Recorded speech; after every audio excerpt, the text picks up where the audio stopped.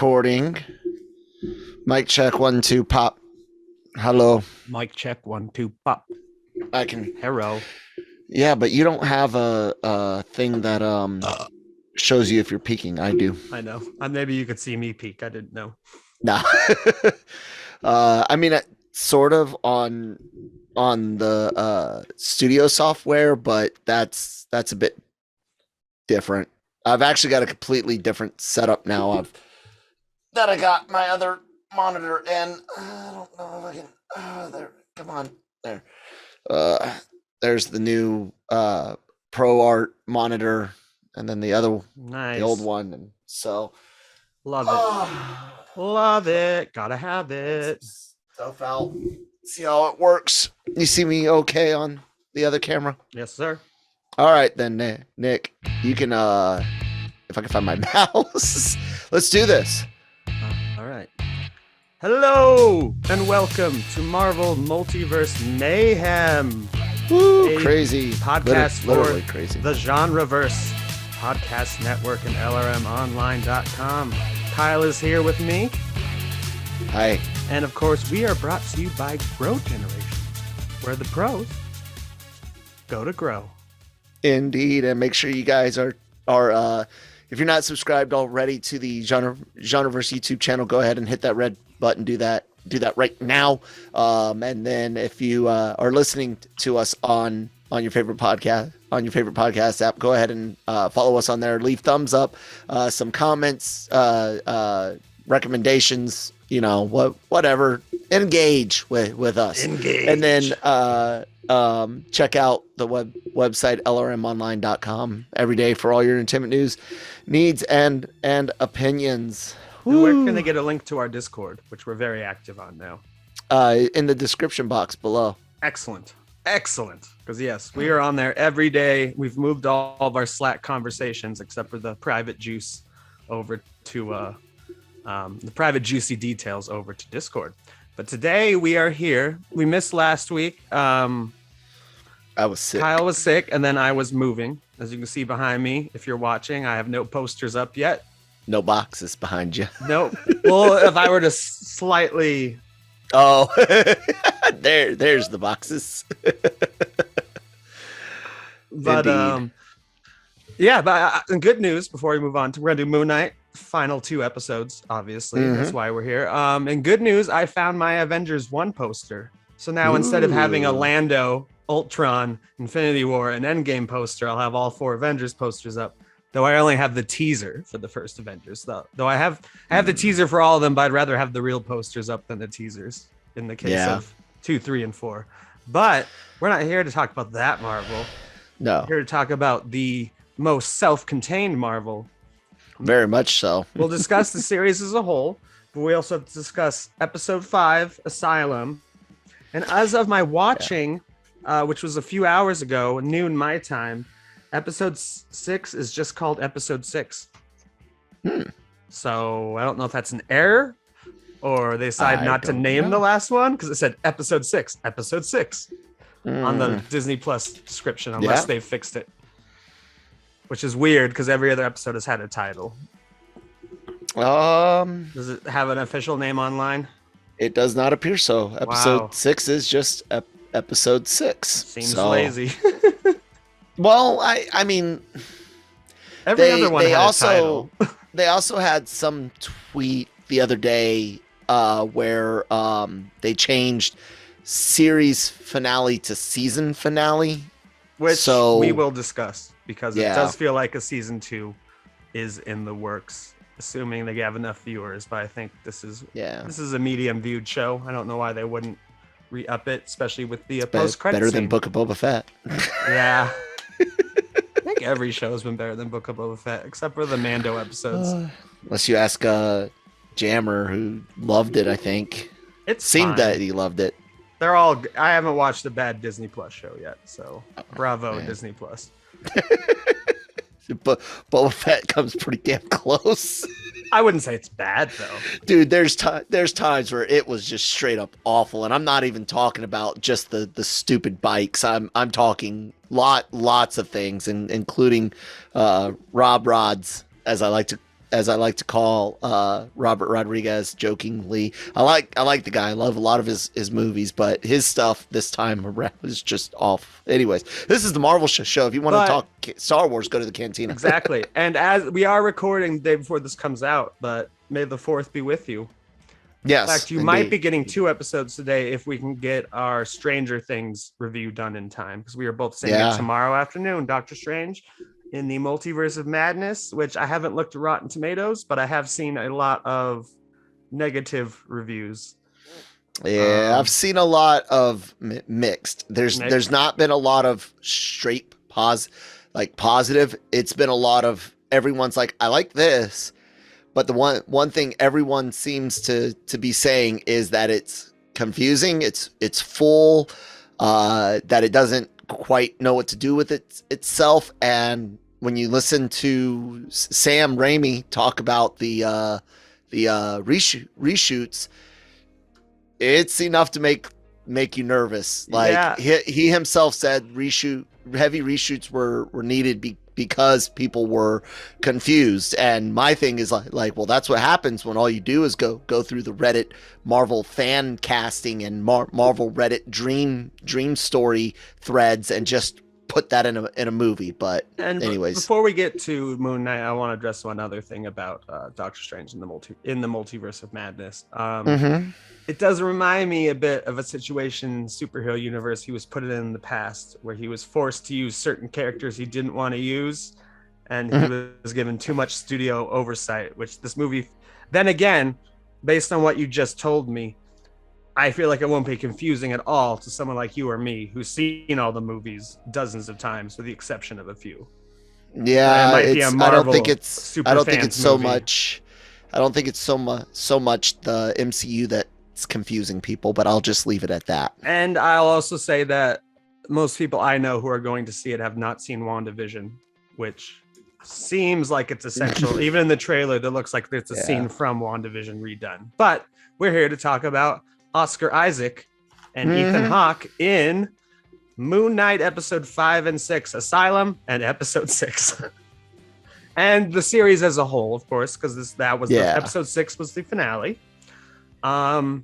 Let's start this way, and I don't have a good answer for it either. How would you rank it amongst all the Marvel shows now that we've seen all of it? Because earlier I've been ranking it as the best, but now that you've seen everything, what do you think? You don't even have to give it an order, but like middle, bottom, top. Let's see. What do we got? We've got Wanda, Falcon, Winter Soldier, Loki, What If, and this. So out of those 5, this is mid.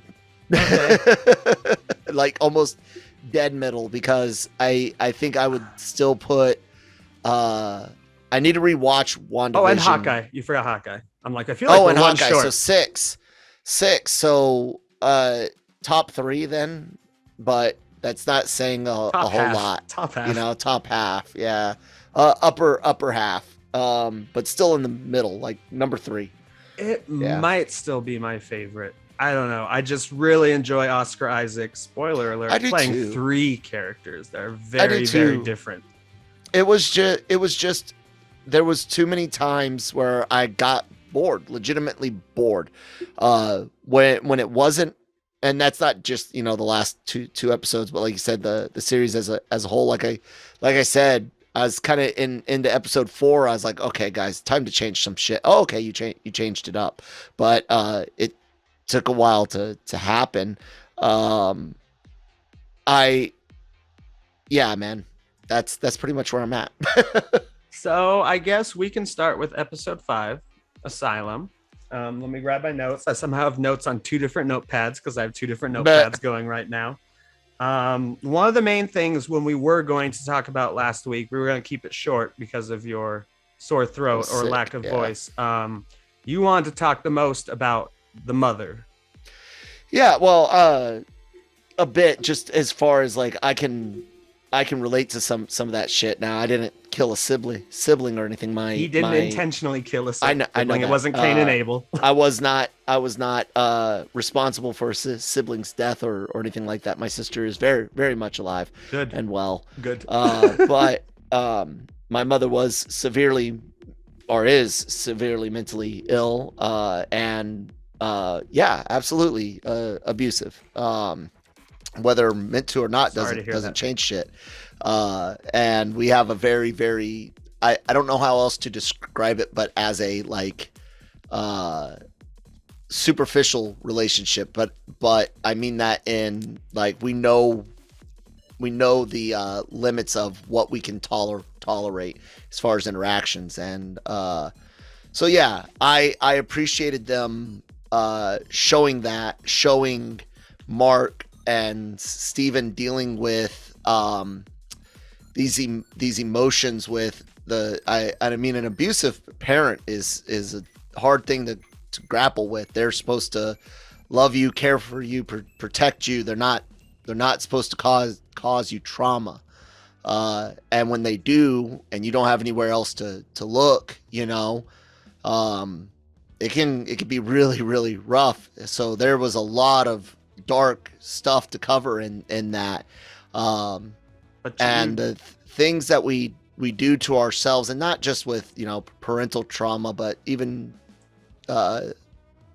things dealing with like deployments, combat tours and things like that, the mental walls, the games, the things you do to shield as much of yourself as you can. I think they got a lot of stuff really, really well. Yeah, it's all exaggerated to an extent. It's a comic book show. But I was impressed with the skill that the team of filmmakers or showrunners, directors, writers, and of course Oscar Isaac himself did a great job with that. Episode 5 is an intense watch. It's my favorite, I would say.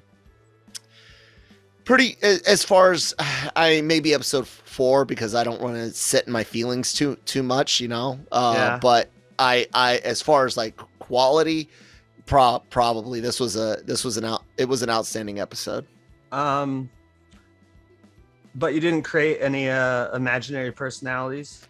No, I remained mostly grounded. I just buried myself in studies and then later on alcohol. So that was good. And the similarity between you and Mark is he also was a part of the official U.S. military before he became a mercenary. So yeah. does that speak to any kind of truth to you? I mean, I didn't join the military anything because of you just mentioned it earlier, so I was curious. Yeah. I just meant that you can have trauma in combat as well. So, and you do things in combat zones to cope with that. Some of them are fine. Coming up with stupid games that soldiers play. Your kind of a machismo and over aggressive, you know, BS games kind of amp up a bit, but some of the things you do depending on the deployment aren't necessarily, at least to outsiders, good things. And some of that is the dark humor, some of the dehumanizing things that can be said about or around the enemy. And I would never expect anyone from the outside to understand. And I know a lot of people already have, well, what does he mean by dehumanizing? You know, is he talking racist stuff, sexist stuff, anti-religious, all of the above for some, none of the above for others. It could be simply just looking at the enemy as just an object, an object of resistance, not even looking at them as an object based on any of those qualifiers I mentioned earlier. Mm-hmm. Like I said, no one on the outside would ever understand. But when someone is when a population is regularly trying to kill you, and another group within that same population isn't trying to kill you, it is it's conflicting, and it can become very, very difficult to operate in there. So you have to build walls and coping mechanisms. And like I said, some are healthier than others. what everyone should understand is most of us come back and we leave that behind, whatever was said or done, thought, felt, as far as like towards the enemy. We try to leave that as much as we can in the desert, because that's the wars where I was at. So which is where this show takes place. Yeah. Not this episode, but partially. There's a lot of desert. Yeah. So yeah, it's this show did a really good job with showing trauma, and some soldiers do come back, hear voices, deal with ghosts. You know, some will claim literal, but I'm speaking figuratively, haunted by what happened. And yeah, man, bravo Marvel for doing some good stuff. That's twice they've touched on trauma. I've personally dealt with combat stuff in Falcon Winter Soldier, and then parental abuse in this. So yeah, Marvel, way to go. Make me be all up in my feels. Well, a lot assholes. of people call Phase 4 the trauma phase so far, because every show has shown some sort of trauma. Well, everyone did get snapped. Half of everyone got snapped away, or is dealing with like the TVA, or loss of other Avengers, loss of family members. I mean, like someone put up a meme that was like a picture from each episode and movie this phase, and it's someone crying. I don't know if I don't remember there was trauma in Eternals, because who gives a shit? But I still have not finished that. I haven't watched it a second time. I don't think it always recommends it after Moon Knight, and I'm like, nope. But it's interesting.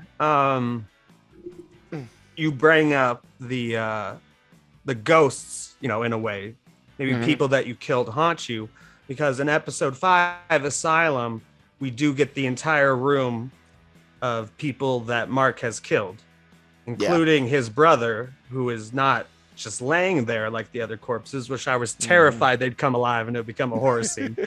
But chasing the brother is what Steven needs. And we even have, I even called it the staircase of memories, where at one point they're in the house, move some stuff, and they're in the house, and it's not like he goes up the stairs and it's another level on the house. He goes up the stairs and it's a different memory, which is why I call it the staircase of memories. And it all relates to the mom that Steven really never knew of, because we literally seen the scene where he is created by Mark in order to deal with his grief. And Steven's like, well, that's not fair. And, it's a big moment to learn that he's the creation, not the original. Right. But Steven assures him Mark assures Steven that, like, I kept you away from that shit. Like, I dealt with the drama of my mother and stuff, and you got to live a happy life as a miserable salesman at the gift shop. But still, you were spared. And in fact, you thought you were talking to your mom multiple times, as we saw and as we theorized about, that there is no mom at the other side of the phone. It's his psychosis. Yep. But overall, I want to say about this episode, fantastic episode. I loved it. Reminded me of a much better version of WandaVision's penultimate episode, which was Harkness bringing her through all of her trauma. Yeah. And this was more interesting portrayal of it, because they're on the ship to deal, they have to get their hearts to balance with the feather. And in doing that, they're sent back to the asylum, which is their vision of like normalcy. Purgatory, one would almost say. Yeah. Before the hippo god, who is, I would say, the CGI. They're doing a lot with it, so it's not the best CGI. She looks silly, but it works. I mean, it's not like it ever took me out of it, except for the first time we see her at the end of episode 4. Well, it's because the rest in episode 5, it's all dark on the boat, which hides that better. Bad CGI. Same with the episode 6 CGI. Agreed. So some of the notes I wrote about this episode, we're still talking episode 5, Asylum. Of course, you have the guilt of losing the sibling and the mom. It kind of reminded me of that stupid parody of Walk Hard with John C. Reilly and stuff in it, where it's like the wrong kid died, like sort of thing. Where she was just completely detached and hated her son to a point where Oscar Isaac, Steven couldn't even go. No, Mark couldn't even go into her. He was outside, but he couldn't even go into her wake. And I have a question. Was the street scene we saw through one of the doors they didn't go into that moment, or was the street scene the first time we saw Jake? I think it was the former. No, it's him where they're like looking out the window and he's like, "What are you doing? You're just standing there." We cut to it later. That's him not going into the wake. So no Jake in this episode, even though we saw the sarcophagus moving in the previous episode. The only actual Jake stuff is in 6. Well, if you want to count the sarcophagus. Yeah, but as obviously that was him, but they just never ignored that room because they're like, there's only 2 of us. We're Steven and Mark. I didn't even think about this before, but yeah, you're having to do that fun thing where you're acting against yourself, and they have to do a bunch of special effects when it's both of them on the screen together. And Oscar Isaac, bravo, this entire series, including the post-credit scene of episode 6. It's just completely different every time you see a different side of him. And him, I love cautious Steven,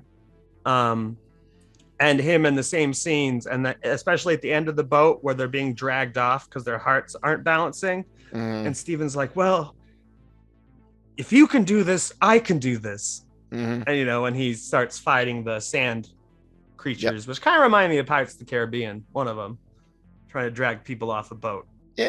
But I kind of got a Pirates feel as well.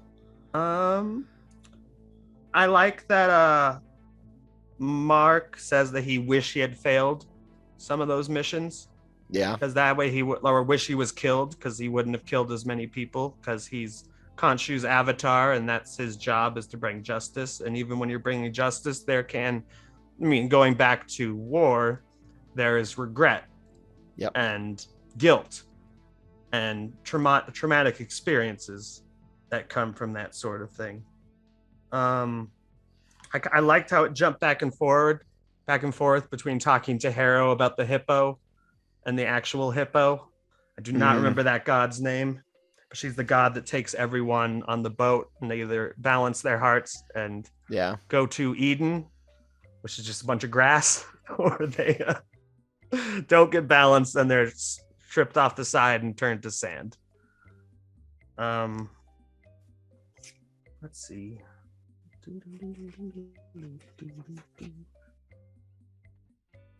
You did get a lot of notes, it looks like. Yeah, I took way too many on the I basically did every moment. He tried to cantina it. Yeah, no, I did way too. I have half the amount of notes for episode 6. So what were your highlights of episode 5, Asylum? I pretty much already said them. Like seeing them execute something very, very well that is tenuous, and I don't know, it's always one of those things. I personally don't give 2 shits to see a bunch of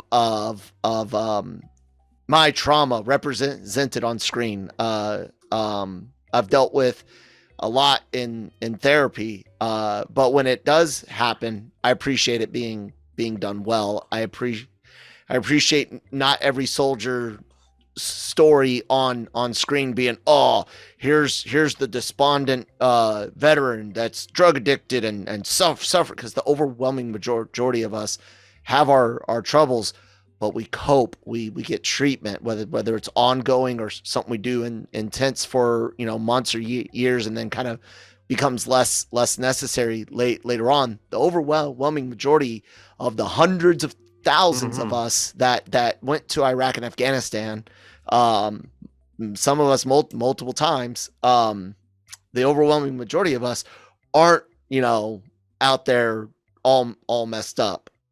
So I appreciate that. As far as like any moment or awesome feel good moment. Episode 5 doesn't really have any of that for me. It's just a series of, okay, you did good. I appreciate that. It's good writing, good directing, good acting. And sometimes that could be enough. I've often said that a show or a movie that is poorly written but well acted will be better than something that is poorly acted but well written. This was one that was incredibly well written and well acted without it needing a whole bunch of eye candy and or cameos or Easter eggs. You know what I'm saying? Mm-hmm. It stood on its own 2 legs. So that's what I liked about it. I apologize if you're watching my cat is licking his balls behind me, and I don't want that to belittle the seriousness of Kyle's conversation. It's all good. I will say, yeah, the final part of the episode, balance means getting rid of Steven, which is his, a creation of his brain. A way to separate himself. I'm going back to the scene where he creates him. I love that this little kid suddenly has a British accent. And he's like, "I'm cleaning, Mom," and all that stuff. That was sad though. That was tear worthy for me. Was Steven turning into sand? Yeah. But well, not tear worthy, but sad. Yeah. Yeah. I don't cry. I'm a heartless son of I didn't cry till episode 6. I don't think. Still don't. I want to say my favorite line in the episode is when Steven comes out to talk to Harrow, Dr. Harrow. Mm-hmm. And he's like, he calls it a silly stash because he's still in the world where he's like, "You're not a doctor." And he's like, and he references, he's like, "You look like Ned Flanders." And then of course we also learn that the Steven side is who brought them to the asylum. Were it to be a real asylum, but of course we're in purgatory and he's experiencing a lot of, as we discussed last episode, a lot of items from his being alive are just showing up. Is he, Nick? Are you certain about that? Oh, I'm certain he's dead, but I also know he comes back because we also have to cover episode 6. Are you certain that he was never actually in an asylum? That's what I was going to ask you about. How does it work in the Jeff Lemire run? It's ambiguous. It's ambiguous like this? It's ambiguous as hell. Like, think about this. How does Harrow end up in an asylum? And one that looks eerily similar to what what's his name was in. Like I said, it's ambiguous. It's kind of confusing. The purgatory outlook on it kind of puts it in a nice little box, and if they keep it that way, like the way it looks on surface, I'm cool with. But I would not be surprised if they fuck around a little bit more in season 2. Just saying. Hope it seems like we'll get a season 2 as we go into talking about episode 6, titled Episode 6. But first, after a word from our sponsor. there you go, Nick. We gotta pay the bills, ladies and gentlemen. Take it away. I think I'm talking this time. Grow Generation, where the pros go to grow. Grow Generation offers the best deals and discounts on the best grow products on the market. Grow Generation serves customers across the nation and carries a wide inventory of renowned cultivation brands. Go to www.growgeneration.com, where the pros go to grow. I apologize. First off, thank you, Grow Generation, sponsoring the episode. Check them out. And next, I have to go in and change my fan settings because, I mean, I want to move the air around a little bit more, but it is awfully noisy. I can't hear it on my end, but again, you're the one who's seeing all the numbers.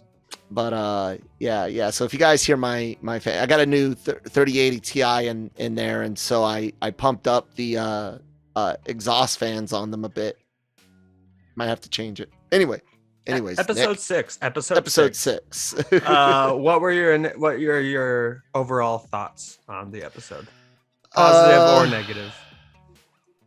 Overall, really really positive. Kaiju's. Yeah, I saw that in the I thought the same thing when I was Discord watching server. it. I didn't wrote think down, kaiju, but just yeah, whenever you I see get big it. beings fighting each other, I know they're Egyptian gods, but the big lizard, yeah, the big skeleton bird, not so much. I thought, honestly, you know what I thought more than anything, Power Rangers. That's what like a this Megazord looked like or whatever to me. fighting. Yeah. Just Rita and Lord Zed's monsters, made large. That's kind of what I saw here. It worked for what they were doing. To give it some grand scale, doing it at night, not having the live action characters interact as much, made it all blend a lot better. I really enjoyed all of the last set piece, all the action. Layla getting her powers and stuff was cool. Is that from the comics? I don't remember. It wasn't all the way through. It's a natural evolution in the show, but I guess I got all the way through the first, I want to say 2 years, maybe year and a half. Definitely through the first complete two arcs, 10 to 12 episodes issues. I think I got into the 20s. So, and like I said, there was a lot of ambiguity. There's a character from the comics, a female character in the comics, that he relates to being safe and stuff, but she may have actually been one of the doctors in the hospital, so not who he thought she was, and that never happened here. That's who I thought Layla may have been an amalgamation of, but wasn't, which I'm cool with. No, they didn't take it. Page to screen. I hate. No, I'm joking.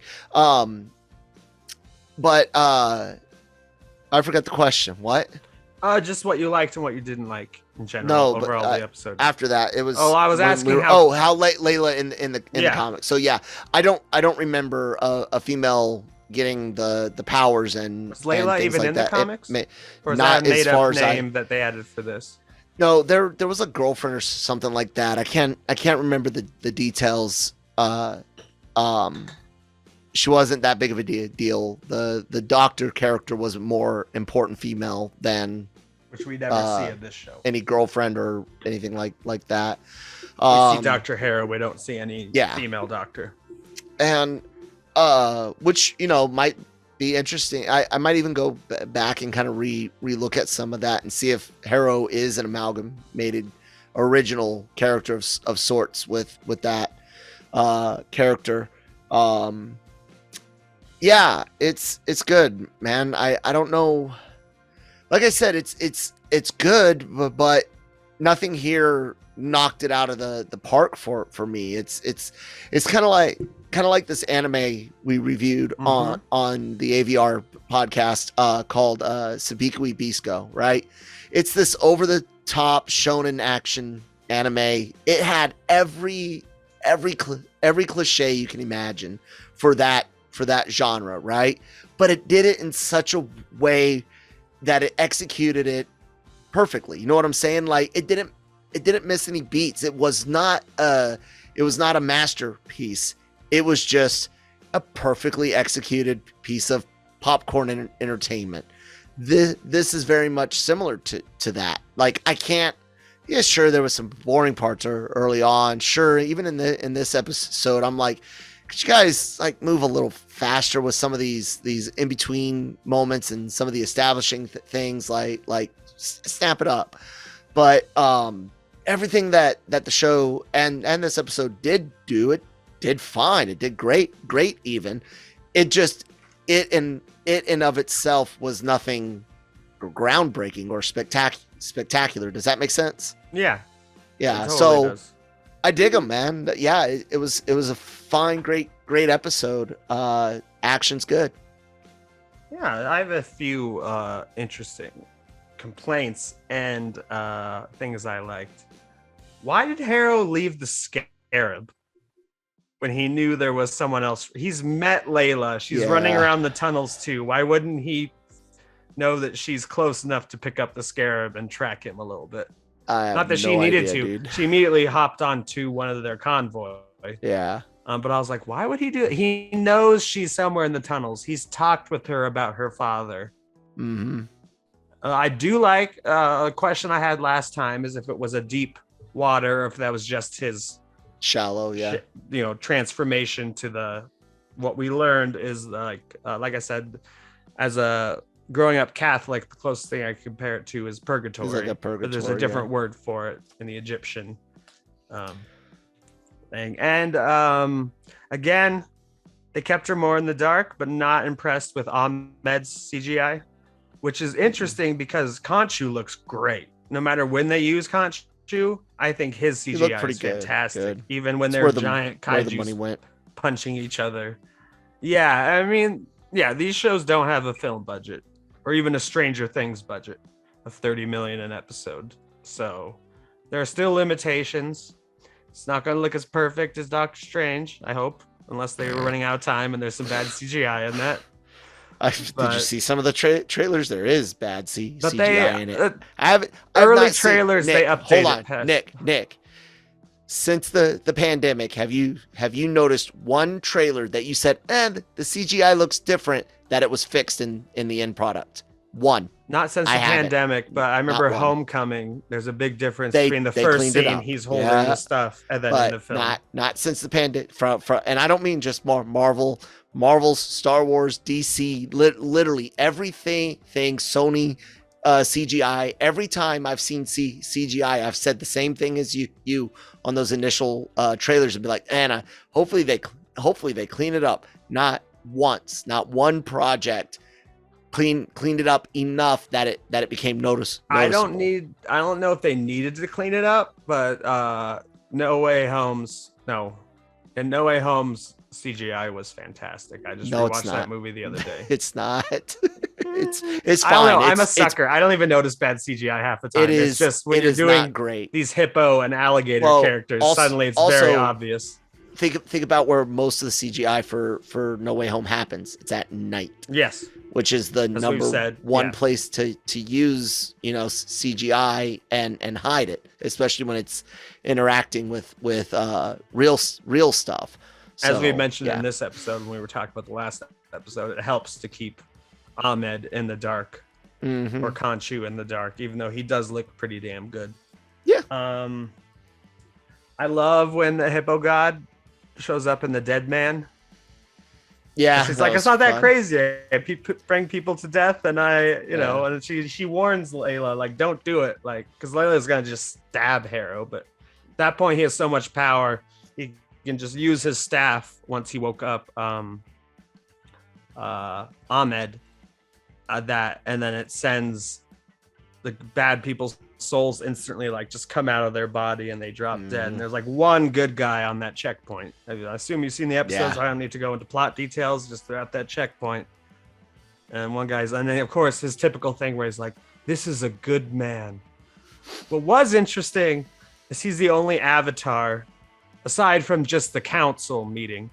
Like Layla and Steven/Mark get cool suits. Harrow just has a cane and wears his normal clothes. No, the cane is very powerful as a weapon, as we see throughout the episode. I love that Harrow's scales are not balanced, which makes Ahmed even more interested in him rather than, because he's all about balance. And he's even like, kill me. Like, I'm not balanced. Yeah. She's like, no, you're a more interesting avatar. She kind of made a point. She had once had an avatar that was perfectly balanced, and that's when she was banished when she got. And so it's almost like she's making a point of perfection is for the humans and not for her business, if that makes sense. She's admitting that broken things can be perfect in their own way, and or serve, you could even serve you. To a degree, yeah, perfect for her purposes, but you can kind of draw a line to the what they show with Steven and Mark recombining and Which is a saying, beautiful "Hey, scene. broken, we are perfect," so to speak. That's a semi-dangerous philosophy to buy into wholeheartedly, but we're not psychologists or psychiatrists here, so we'll Only consider it Harrow nice. is. Yeah, we'll consider it a nice little thematic moment that I saw connections between. So yeah. And then the scene I cried at was the two Oscar Isaacs coming together, and one's becoming sand, and somehow their love for each other creates that ball of light that Would brings it them be both love back. of each other or love of connection. themselves? A little bit of both, I think. As we see Well, I mean, later, they are themselves. Well, as we so. see later in the episode, one of the things they learned about fighting is that it's perfectly fine to just suddenly switch to the other guy without fighting for the body. At one point, it's Mr. Knight beating the shit out of the sun, and then he gets thrown into a wall or a building, and then Moon Knight hops out because they each have their own strengths. And Steven is a much better fighter now that they've kind of connected. I think he even says something to Layla about like, check out our new skills or something like that, where he's like, look what we can do now that we're a team and they love each other. Another thing, so the temple, they have to do like a fucking ceremony to get Ahmed freed, but the way the lore seems to work is she just broke Khonshu's statue. So I sound like anything in that temple, if they broken, needed her statue. The statue was hidden in Alexander's tomb. That was the whole thing. But they need to bring her back to I assume anyone who's broken inside that pyramid that was back. The only thing. Yeah, because they didn't she's need able a full to just ritual. throw Khonshu on the ground and he comes out. She does not want to be his avatar, but I don't know the god. She accepts the hippo's avatar and becomes Falcon. For Ahmet, I don't think there was so much a ritual right before they broke her open as just them being doing at the location.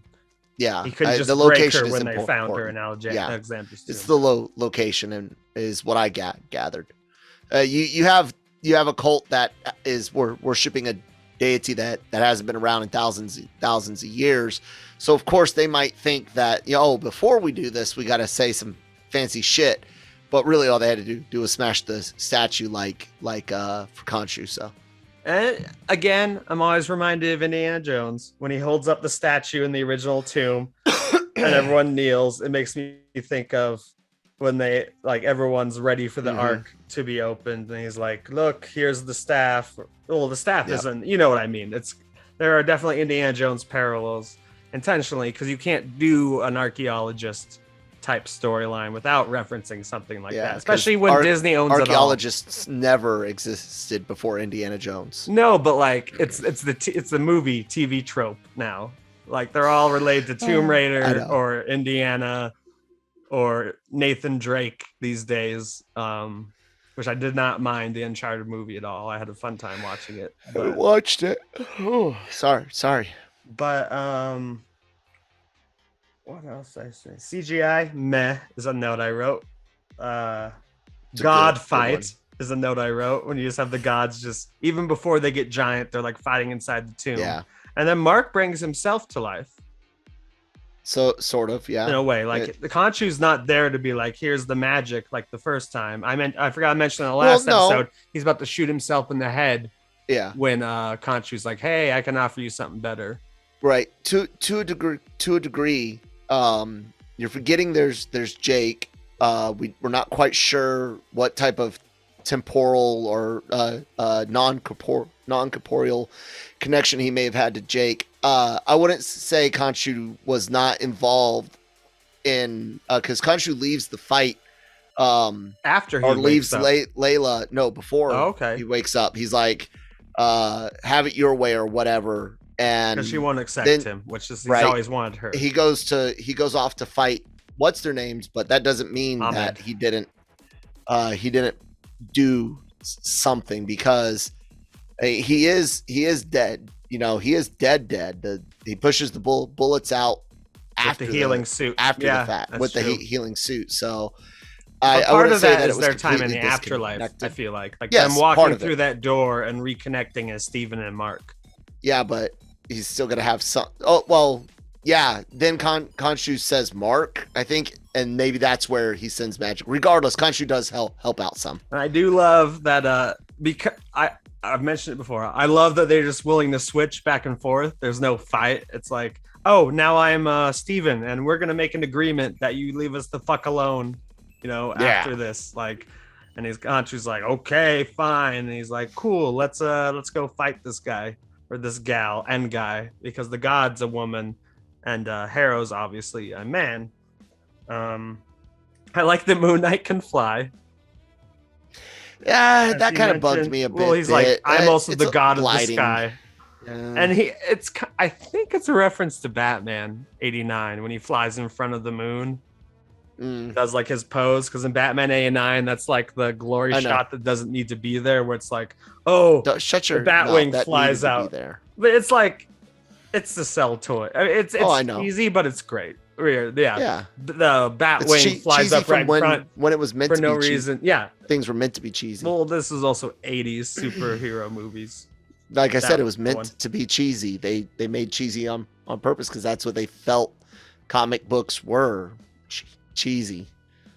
So I like that. I like Layla's suit is interesting.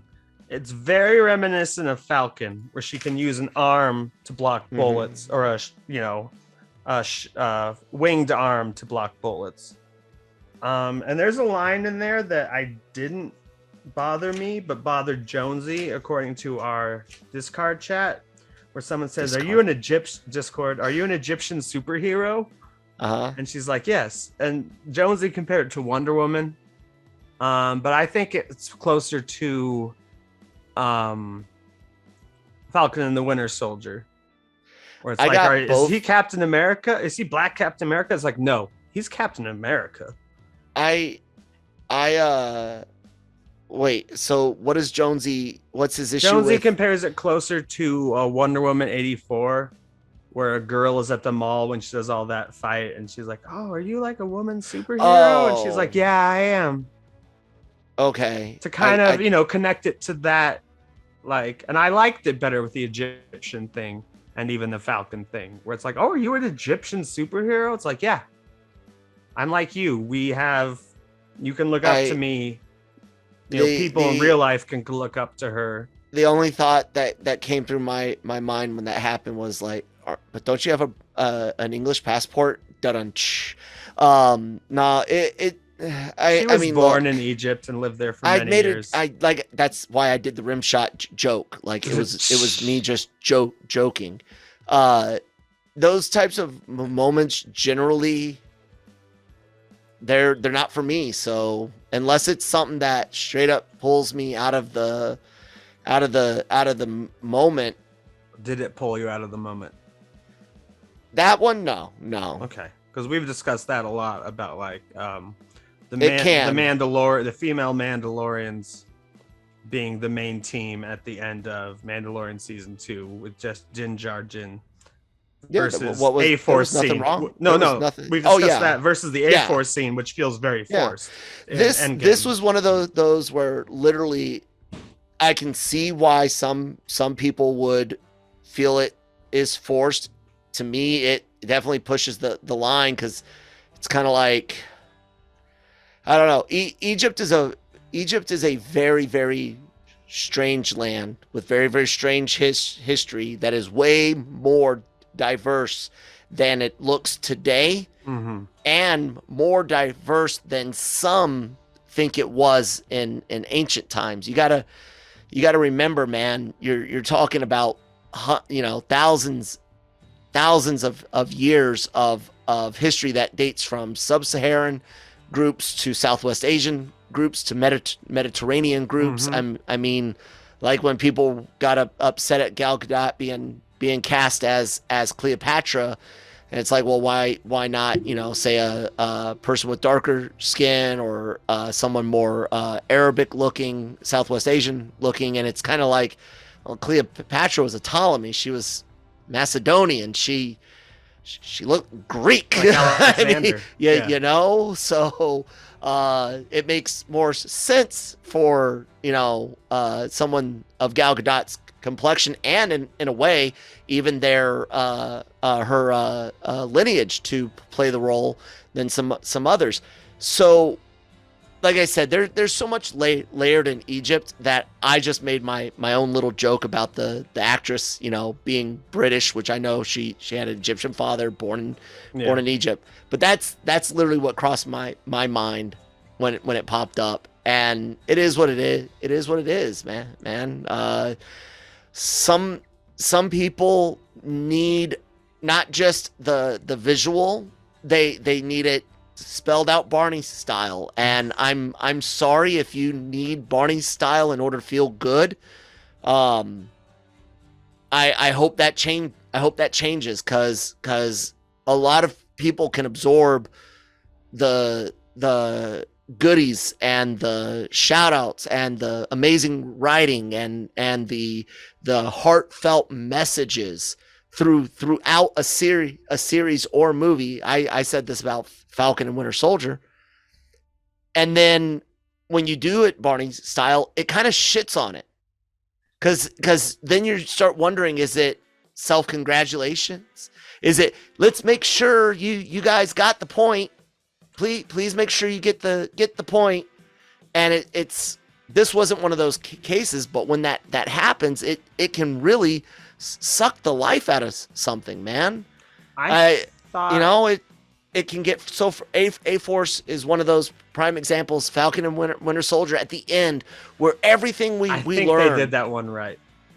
Where opinion. everything we learn right at the end, they set it up where just by chance you've got the TV cameras and the senators all at the same time to Barney style it all over again, even though both the public and the audience, the public in the show and the audience, as well as the characters dealing with the actual, you know, interconnecting issues, have all understood what happened. And most everyone, other than you and maybe a couple others I know, were just thrown off by Falcon Captain America's speech at the end, because it was just a very poorly timed rehash of a beautiful message. Yes, I will say my favorite version of it is Falcon and the Winter Soldier, because there's a plant earlier in the season where a kid calls him Black Falcon. Mm-hmm. He's like, I'm just Falcon, man. Mm-hmm. And at the end, someone calls him Black Captain America. Another just adult's Captain like, America. No, that's fucking Captain America. That's fine. There's nothing like wrong, that. Nothing wrong with anything. I agree with there. The speech part at the end, where he's giving a speech that will never actually be followed through on. No one's listening to him, and it's like, let's change all of our policies because one guy said something who wears a cap, who owns the shield. But a few last notes on this episode. I love that they go back to the asylum, and Harrow has the bloody prints, which leads to the fact that he's the one trapped inside some kind of mental asylum. And of course, we see him in the asylum, and somebody in black, who I knew instantly was breaks him out and even kills an orderly. He's so dark. And then he's thrown in the back of a limousine with Khonshu, who's wearing a Mr. Knight suit. Yes, he's wearing a Mr. Knight suit instead of a wrapped up old mummy he suit. let Mark and Steven go. Yep. But he still has power over the Jake third personality Lockley, who they haven't met, Jake Lockley. Who, and he was speaking French, which I made that comment about Frenchie earlier. Yep.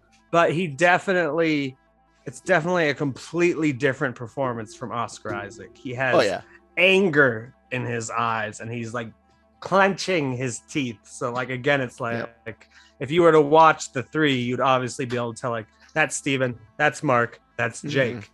And the fact that it's a post-credit sequence leads me to believe there has to be a season 2, as long as the show was successful. So. Yes. Yeah. It would make more sense to do a season 2 here than to throw him into another series and have to deal with Jake. 100% agree. As I wrote down, he grins and then kills Harrow, like the darkest grin you've ever seen. And Conchu's like, of course I still have another avatar. Yeah, and he was a driver. And he was the driver of the car, taxi driver, but it was a limo. Exactly, and the and he even had the Spectre. Cap. Yep, and the Spectre license plate on such a fancy car alludes to Mark Spector having some money, potentially from one of the other personalities, which in the comics would have been the Stephen Grant personality, but who knows here? You know, they tomb raiding, scare beetles, sold shit. I don't know, but I like all of that. I do. So you would you be excited then for a season 2, and where would you like to see it go? So I don't know if I would necessarily go for a full-fledged season 2 for the next thing. What I like about this is it leaves an opening for Marvel Knights. But I would assume personally that they would deal with Jake in a Moon Knight potentially season 2 before they do Marvel Knights, which could include Daredevil and Blade and see, I almost look at it as doing kind of like how Punisher was used in Daredevil season 2, to where you actually deal with quite a bit with the Punisher, even though it's not his show. Because I honestly, we're supposed to get Daredevil allegedly. We've got allegedly. Echo coming out. Absolutely. There's going to be allegedly. Yeah, that one's not alleged. There's going to be plenty of like street level, rough 'em up. The Marvel Knights. So what? Right. So what do you make special out of Moon Knight? Well, the supernatural side of things. Oh, well, we already dealt with one Egyptian god, pissing in where they pissing in their own cereal, shitting where they eat. Are we really going to do that again? I don't know. I don't necessarily want them to. So what else do you do supernatural related?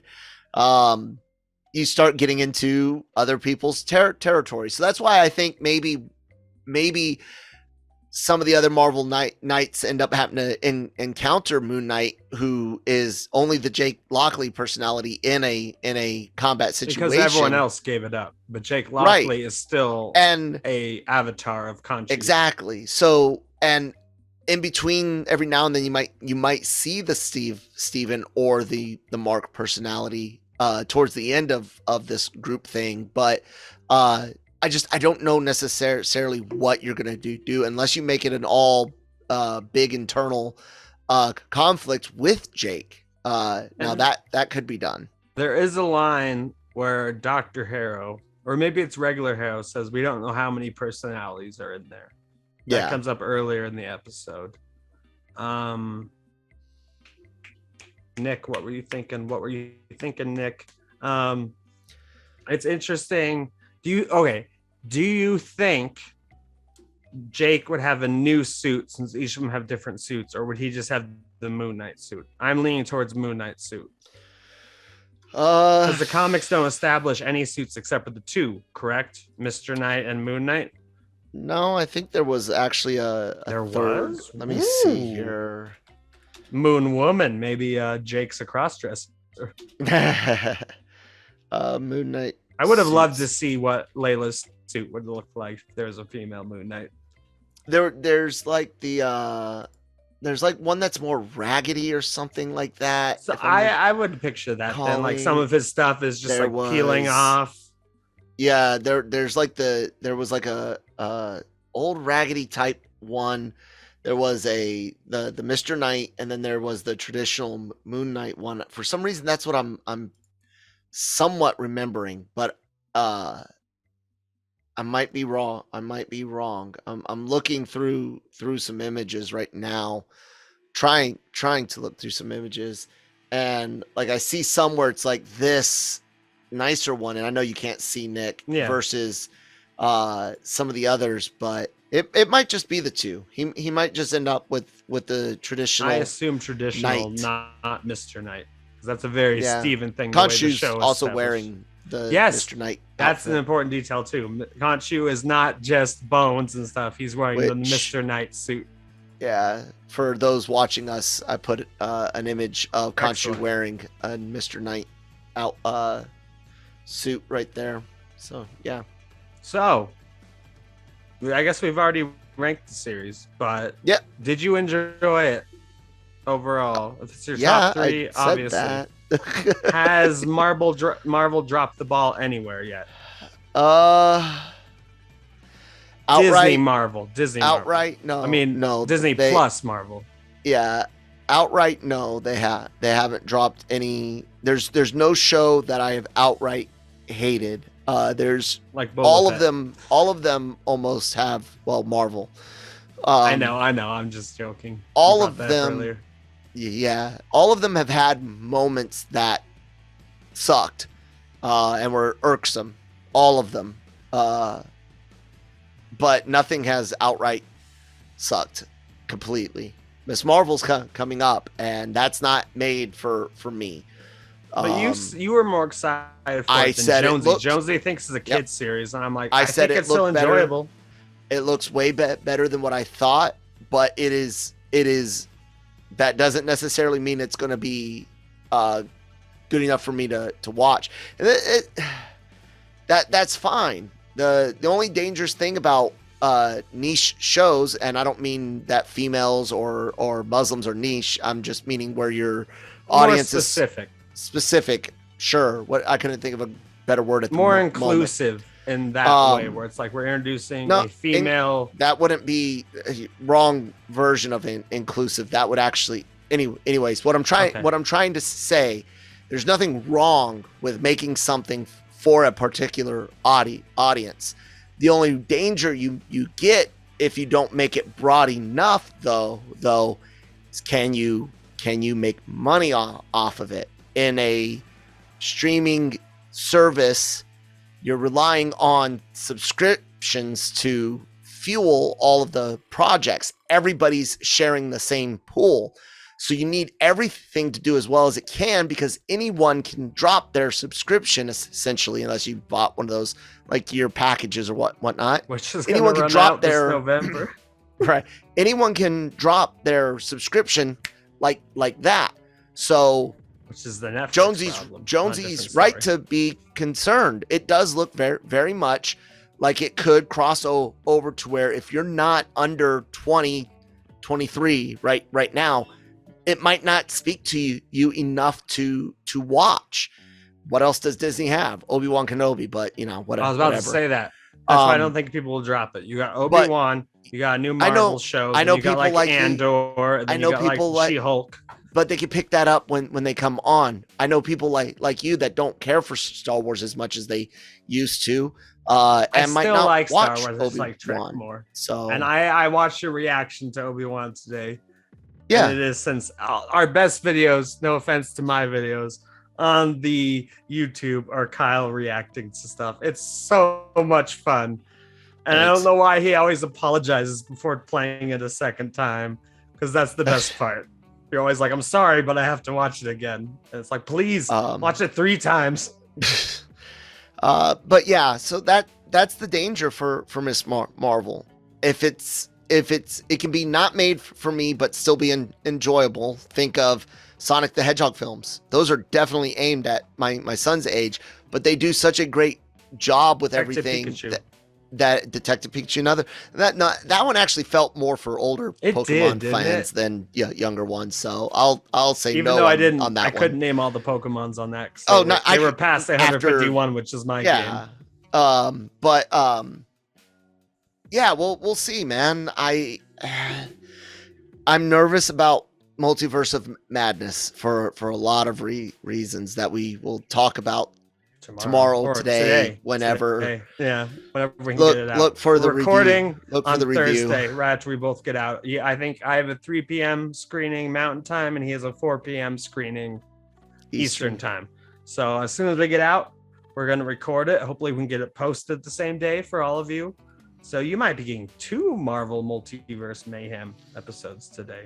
The wrap up of Moon Knight and Doctor Strange in the Multiverse of Madness. Yep. You ready to close down then, Nick? Yeah, I think we've covered it all. Unless you have anything else. Great No, series. I have yet to see a bad Marvel series, as kind of Kyle said. And I just want them to keep coming. I'm open for Miss Marvel being more of a kiddie show. It's fine with me. You went from the darkest show to a kiddie show. We need Marvel's about everyone. And Doctor Strange in the Multiverse of Madness might be more of a horror show, as we've heard, because that's Sam Raimi's joint. We'll see. Depends on see. what scares you. Sam Anyways, Raimi scares guys, me. check out the website lrmonline.com. Go there every day for all of your entertainment news needs and opinions. You can hear my voice still not 100%. Pretty good. The podcasts go up there, leaks and rumors, regular news, from the trades. We do some aggregation plus opinions, reviews, all sorts of things go up there. Stuff on toys and comics. The interviews are up on the LRM YouTube channel. Podcasts available on the website. Anywhere you get your podcast from: Google, Apple, Spotify, SoundCloud, all in audio format. And then all of those also go up in video format here on the Genreverse YouTube channel. Animeversal Reviews doing Spy Family right now, a wonderful series filled with wholesomeness and a little bit of assassination and death. I love it. It's fine with that. Great. Check it out. See the Cantina for all of the Star Wars news, and we will be reviewing Obi-Wan Kenobi. And then, of course, we got Marvel Multiverse Mayhem, the Genre Shot trailer reactions, and Nick does Breaking Geek. Tell us a bit about that, Nick. Well, first of all, I want you all to recommend what you'd like to see for Marvel Multiverse Mayhem between now. Well, Doctor Strange is obviously this week, and then we'll have to wait for Captain Marvel. So let us know what you want to see there. Miss Marvel. On Discord, Miss Marvel. You're right. And then the Marvels. So let us know what you want to see us cover. If you want more commentaries, if you want us to just look at old movies and insult them like Howard the Duck or something, let us know. On Breaking Geek Radio, the podcast this week, we are obviously covering Doctor Strange and the Multiverse of Madness, which will, Kyle and I will have different thoughts about it than the Breaking Geek boys. So it's worth listening to both, I think. And that's my pitch. Indeed. All right. That's it, guys. Nick. Excelsior. Enough said.